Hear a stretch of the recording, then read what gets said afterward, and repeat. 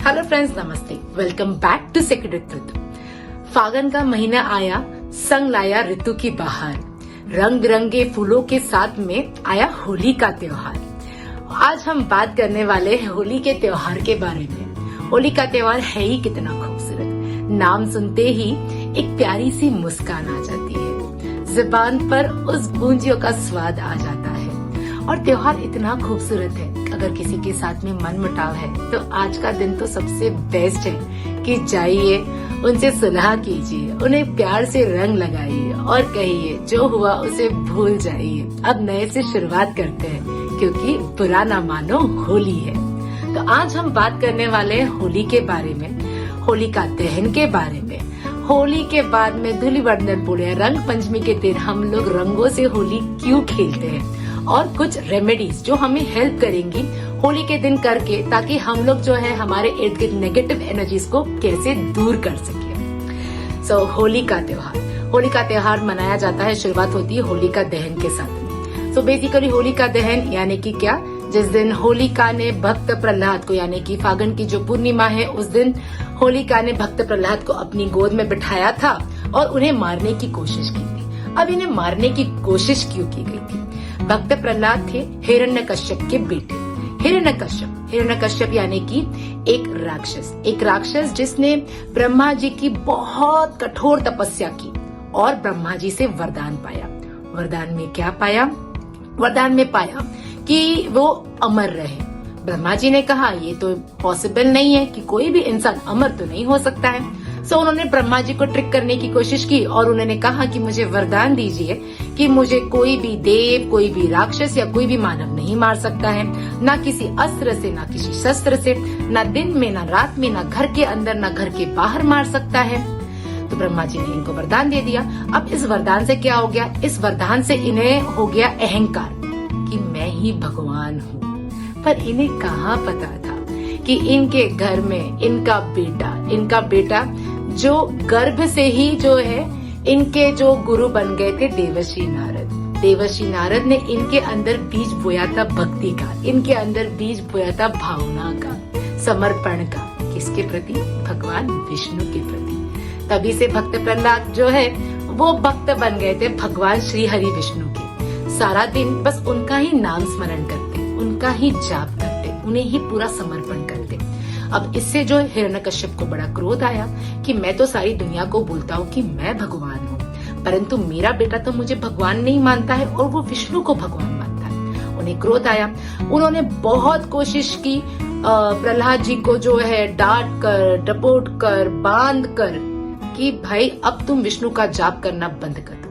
लेकिन भगवान विष्णु के अंदर जो बीज जो पिरोया गया था वो इतना सुंदर था, इतना डीप था कि उनके अंदर से विष्णु भक्ति जा नहीं सकती थी। और इनका क्रोध जो है दिन ब दिन बढ़ता गया और क्रोध इतना बढ़ गया कि इन्होंने निश्चय किया कि ये अपने ही बेटे को मार देंगे।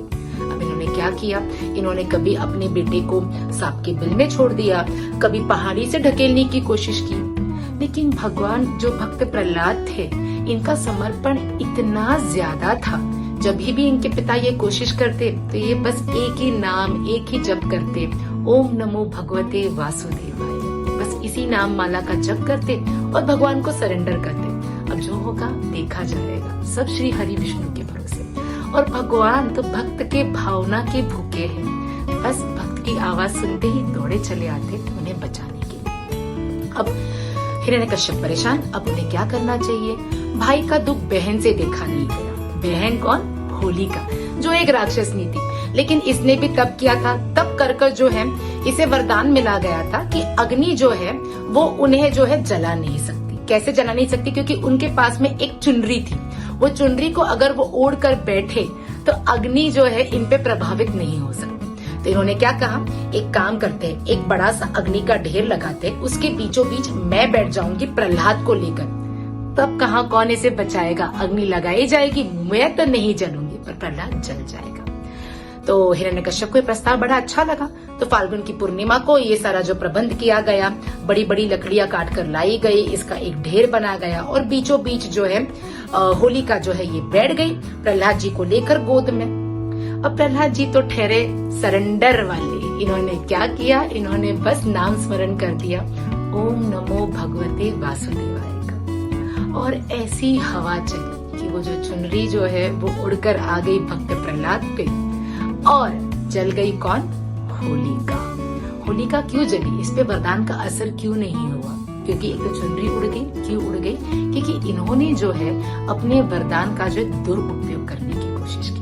वरदान जब भगवान देते हैं तो हमें उसका सदुपयोग करना चाहिए, उसका दुरुपयोग नहीं। सेम जैसे अगर हमारे पास कोई क्वालिटीज है तो हमें उस क्वालिटीज को जो है अच्छाई के राह पे लगाना चाहिए, ना कि किसी के साथ में जेलेसी करके या किसी के साथ में ईगो की भावना रखकर उसको यूज करना चाहिए। तो ये हमें लेसन मिलता है इस कथा के साथ में। एंड इससे क्या हुआ, जब ये अग्नि जो है ये पूरी शांत हो गई तो जली कौन, होलिका जली, और भक्त प्रहलाद जो है वो वैसे के वैसे बिना किसी खरोच के बस जाप करते हुए पाए गए। तो ये थी बुराई पे अच्छाई की जीत। इसलिए जो है ये होलिका का दहन जो है ये किया जाता है फागुन के महीने में पूर्णिमा पर। अब दूसरी कथा ऐसी है कि हमने अगर ऑब्जर्व किया होगा तो हम लोग जो है होली पे जो है वो डफ जो है, बच्चे जो है डमरू है, डफ है, ये बजाते हैं, जोर जोर से शोर करते हैं और घूमते हैं। इसके पीछे भी ना एक बहुत प्यारी सी और सुंदर सी कथा है। ढूंढरी नाम की एक राक्षसनी थी जिसे बच्चे बिल्कुल पसंद नहीं थे। इसके लिए जब भी बच्चे मिलते तो उनको डांटती, डपोटती, पकड़ती, मारती और साइड में कर देती। और बच्चों का ऐसे क्या हो गया ना, गांव वाले परेशान हो गए क्योंकि बच्चे बाहर जा नहीं पा रहे थे, खेल नहीं पा रहे थे, हंस नहीं पा रहे थे, क्योंकि इस राक्षसनी का आतंक मचा हुआ था। और अगर बच्चे नहीं खेलेंगे तो पॉजिटिव एनर्जीज कहाँ से आएगी, क्योंकि जब ये मुस्कुराते हैं, जब ये खेलते हैं तो पॉजिटिव वाइब्रेशंस जो है वो सब जगह पर आती है।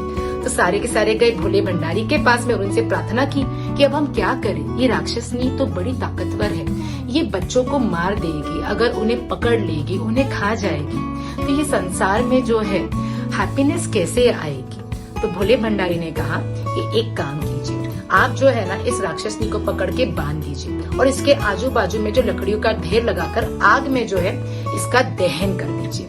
और ये इसकी पावर्स कैसे नहीं यूज कर पाएगी, जब बच्चों को बुलाइए उसके इर्द गिर्द जो है सर्कल बनाइए और बच्चों को बोले कि गोल गोल घूमिए, डब बजाइए, हंसिए, एक पॉजिटिव वाइब्रेशंस क्रिएट कीजिए जिससे वो अपनी पावर्स जो है यूज नहीं कर पाएगी और उसका दहन हो जाएगा। फिर इन्होंने क्या किया ना कि ये सारा जो है पूरा प्रबंध किया, बच्चों को बुलाया, उनको मिठाइयाँ दी और बोला जोर जोर से अपना जो डब बनाइए, बजाइए, इर्द गिर्द जो है फेरी डालिए, और इसमें जो है वो अपनी पावर्स नहीं यूज कर पाई और उसका दहन हो गया। इसलिए आज के दिन जो है ये जो डफ वाली जो बजाने वाली जो प्रथा है ये शुरू हुई। दोनों कहानी में से क्या रिप्रेजेंट मिला हमें कि अग्नि, साइंटिफिकली हम लोग जो है अग्नि को जो है बहुत पॉजिटिव मानते हैं, क्योंकि इसके अंदर ताकत है कि कुछ भी चीज जो है जो खराब है उसको जो है ये जलाकर राख कर देती है। तो इसके लिए जो है हम लोग होलिका दहन करते हैं, या ये जो डब बजाते हैं, डब बजाने से साउंड हीलिंग हम जानते हैं, पॉजिटिव वाइब्रेशंस निकलती, पॉजिटिव वाइब्रेशंस जो होती है, म्यूजिक जो है इसके अंदर ताकत होती है हील करने की, तो साइंटिफिकली भी माना गया है। तो this is a process of healing. हमने सीखा कि इस अग्नि में हमें क्या करना चाहिए, हमें जो है हमारा ईगो जो है इसको इसमें दहन कर देना चाहिए। हम ह्यूमन से बहुत बार जो है हम लोग हमारे सराउंडिंग से जो है प्रभावित हो सकते हैं, हमारे अंदर भी जो है जेलेसी की भावना आ सकती है, हमारे अंदर भी ईगो आ सकता है, लेकिन हमारे अंदर सरेंडर भी रहना चाहिए। ये जो है ये भावना जो है ये जागरूक रखनी चाहिए। तो होली के दिन जो है होलिका का दहन कीजिए, इसमें जो है कोशिश कीजिए, प्रार्थना कीजिए भगवान से कि हमारे अंदर जो सरेंडर आ जाए भक्त प्रहलाद वाला, कि हम लोग जो है वो यूनिवर्सल पावर्स को सरेंडर कर दे ताकि हम लोग जो है अच्छाई के मार्ग पर चल सके।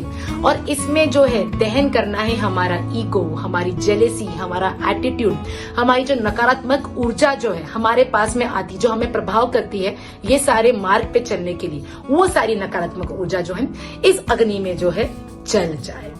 बहुत लोग जो है एक्चुअली एक ये रिवाज देखा गया है कि लोग जो है ना ये राख जो है ये घर पर लेकर आते हैं, ये नहीं लाना चाहिए, क्योंकि ये होलिका है जिसने कोशिश, वो नेगेटिव एनर्जीज को जो है वो अपने अंदर खींचती है। तो आप जो ये राख घर में लेके आ रहे हो तो फिर से आप नेगेटिव एनर्जीज घर पे लेके आ रहे हो, तो कोशिश कीजिए, अवॉइड कीजिए कि आप ये ना करें। अब बात करते हैं कि ये रंग लगाने की प्रथा जो है कहाँ से शुरू हुई। रंग लगाने का बात आए, होली का पर्व आए तो हमारे कान्हा का नाम कैसे नहीं आएगा। बेसिकली क्या है, हम सब जानते हैं कि जब कान्हा जी छोटे तो ये कथा बहुत ज्यादा प्रसिद्ध थी कि पूतना नामक राक्षसनी जो है, इन्होंने भक्त अपने कान्हा जी को जो है बेसिकली अपना दूध के स्वरूप में विष पान कराने की कोशिश की थी। लेकिन जाको राखे साइया मार सके ना कोई, और जो खुद तारनहार है उसे कोई कैसे मार सकता है। भगवान ने विष पान तो किया ताकि पूतना को मुक्ति मिल सके, लेकिन उस विष पान से क्या हुआ, भगवान को तो कुछ नहीं हुआ, लेकिन वो उनका जो कलर है, वो देह जो है वो थोड़ा सा नीला पड़ गया क्योंकि उन्होंने विष पान किया था। अब विष पान के कारण से नीले तो हो गए। तो अब जब भी राधा से मिलते तो राधा उन्हें हमेशा चिढ़ाती कि मैं कितनी गोरी हूँ, मैं कितनी सुंदर हूँ।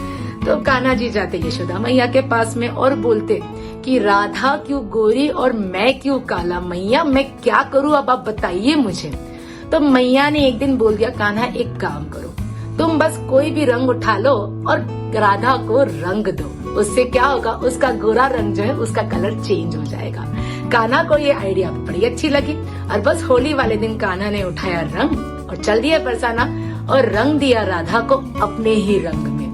तो राधा कहाँ पीछे थी, राधा ने भी क्या किया, उठाई मटकी जिसमें मक्खन भरा हुआ था और फोड़ती सारे ग्वालों और कान्हा के ऊपर।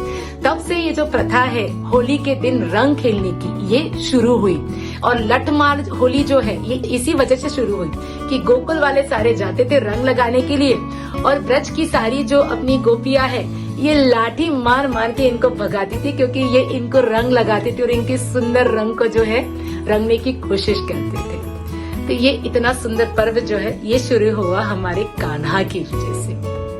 अब जो है बेसिकली हमें करना क्या है, होली का दहन वाले दिन जो है आपको सकारात्मक ऊर्जा जो है अपने अंदर लानी है, सरेंडर की भावना जो है अपने अंदर लानी है और उसके साथ में प्रार्थना करनी है कि इस अग्नि में जो है सारी जो मेरी नेगेटिव एनर्जीज जो है वो पूरी जल जाए एंड मेरे अंदर बस सरेंडर का भाव आ जाए, भक्त प्रहलाद की तरह। अब बच्चों की तरह जो है मेरा मन एकदम साफ हो जाए और मैं जहाँ भी जाऊँ वहाँ पे पॉजिटिव वाइब्रेशंस और मुस्कुराहट ही फैलाऊं।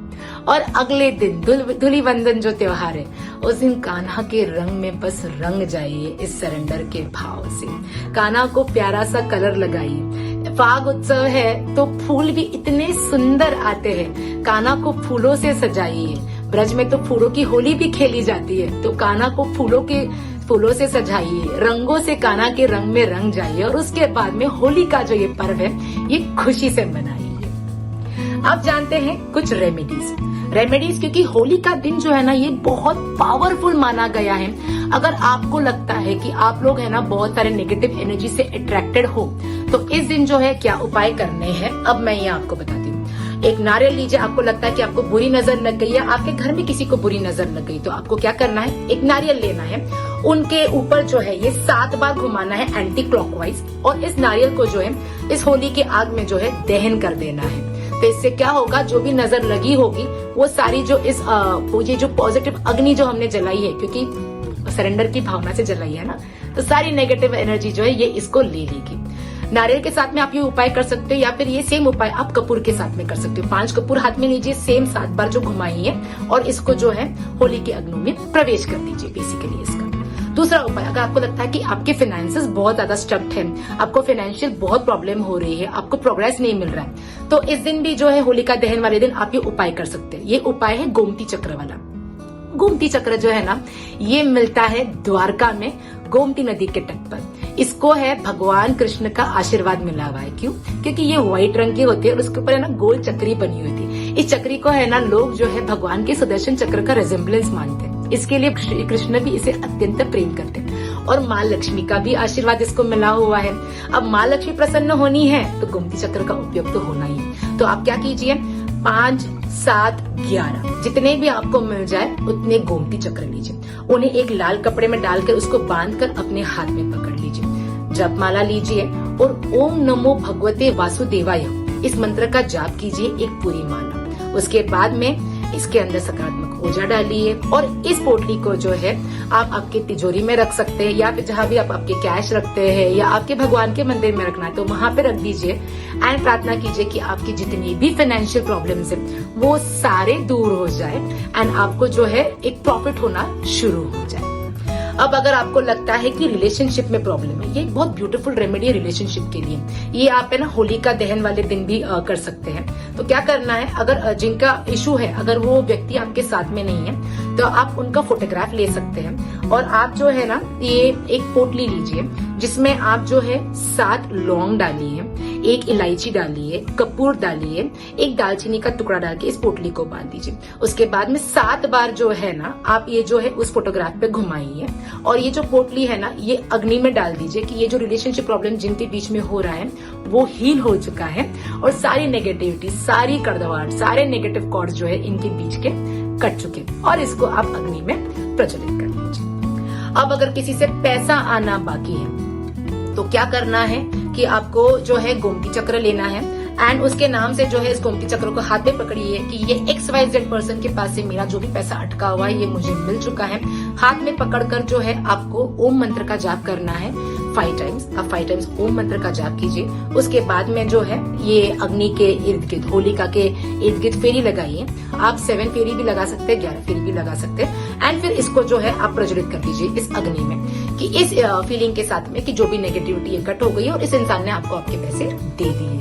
ये बेसिक रेमेडीज है जो आप कर सकते हैं होलिका वाले दिन। एंड अगर ये सब कुछ नहीं है तो बस प्रार्थना कीजिए कि आपके अंदर सरेंडर का भाव आ जाए, क्योंकि हम साइंस की भी अगर बात करते हैं तो साइंस में क्या है, हम लोग बात कर रहे हैं नेगेटिव कॉर्ड्स कट करने की। तो जब रंग लगाते हैं तो खुशी का माहौल होता है, हम प्रसन्न होते हैं, हम पॉजिटिव वाइब्रेशंस जो है वो आगे पास ऑन करते हैं। तो वो कहते हैं ना कि जैसा बीज बोओगे वैसा फल पाओगे। तो अगर आप खुशी देने वाले हो तो आपको खुशी मिलने वाली, आप वही ऑरा जो है अट्रैक्ट करोगे। तो शेयर पॉजिटिविटी और इसी खुशी के साथ में मनाइए होली का ये त्योहार। राधे राधे।